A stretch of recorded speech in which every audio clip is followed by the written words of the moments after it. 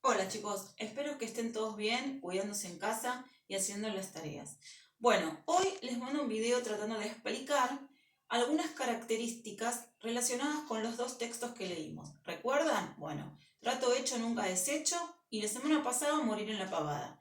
Eran dos cuentos, ¿sí?, que en la literatura se los considera relatos de intención didáctica, ¿sí? ¿Cuál es esa intención? Enseñar o aconsejar. A través de estos relatos uno podría tomarlo como ejemplo para no repetir ciertas acciones. Por ejemplo, ¿se acuerdan en el trato hecho nunca deshecho? ¿Qué podríamos aprender de ahí? ¿Sí? Que el quirquincho, con su esfuerzo, con su trabajo, lograba mejores frutos que el zorro tratándose de aprovechar del quirquincho. ¿Y qué pasaba en el otro cuento de Morir en la pavada? El pobre cóndor nunca supo, ¿sí?, que era realmente un cóndor y creyó que era un pavo, o sea, nunca supo su identidad. Nadie nunca se le dijo y él tampoco salió en busca. Él sabía en el fondo que no era, que no pertenecía a ese grupo de personas, de animalitos en este caso, pero tampoco hizo nada por tratar de ver quién era, ¿sí? Estos cuentos tienen algunas características que voy a mencionar más abajo. Les pido por favor que esto lo copien en la carpeta, ¿sí?, porque es una parte teórica. Vayan parando el video para ir copiando de la misma manera que yo lo puse acá en este afiche, ¿sí? Característica primordial: estos relatos provienen de la oralidad. ¿Qué quiere decir oralidad?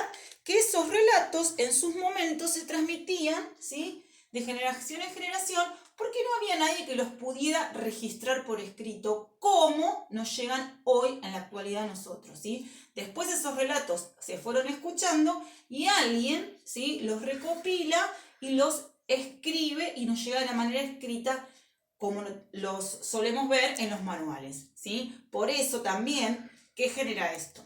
Que como es oral, hay muchas versiones distintas de esos relatos. Si ustedes tienen un tiempo en esta cuarentena y buscan, por ejemplo, cualquiera de los cuentos que leímos, van a encontrar que quizás hay varias versiones sobre la misma historia. ¿Por qué es eso? Porque trabajan sobre la oralidad. Más adelante nosotros después vamos a trabajar sobre lo que es la escritura. Oralidad: se transmiten oralmente a través del tiempo y luego se fueron escribiendo. ¿Cuál es otra característica de este tipo de cuentos? Que los personajes suelen ser animales, ¿sí? Bien, los dos cuentos que estuvimos leyendo trabajan con figuras como animales. ¿Qué le pasa a esos animales? Tienen características de los humanos, no las características propias de los animales. ¿Por qué? Porque los animales no hablan, que sería una característica propia del ser humano. Actitudes, personalidades propias de los animales. Por ejemplo, el zorro, casi siempre en este tipo de relatos, va a aparecer como esa persona astuta, viva, que siempre va a querer sacar provecho de otro, ¿sí? Y también en este tipo de relatos pueden aparecer personajes colectivos. ¿Qué significa esto?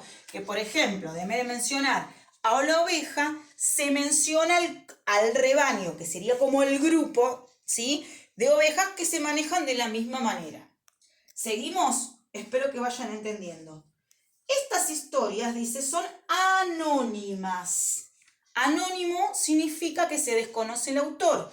¿Por qué? Y bueno, porque vamos a relacionarlo directamente con la oralidad. Si vienen de la oralidad, no puedo saber bien quién fue el que lo creó o si hay un creador. Porque esas historias que son tan antiguas se transmiten en los pueblos, los abuelos a los nietos, etcétera, etcétera. Seguimos. ¿Cómo es la estructura narrativa? Marco narrativo donde se menciona el tiempo, el lugar y los personajes.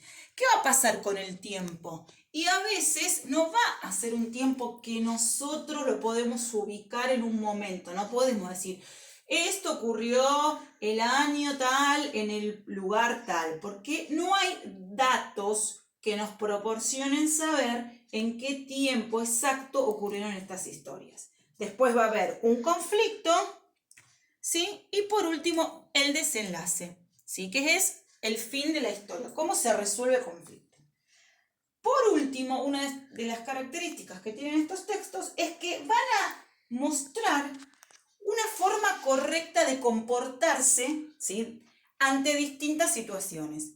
¿Sí? Entonces, ¿qué va a hacer? Va a castigar, por un lado, las cosas malas y va a recompensar, por otro lado, las cosas buenas. ¿Sí? Por eso utilizan animales para personificar al hombre y decir qué está bien y qué está mal ante ciertas situaciones.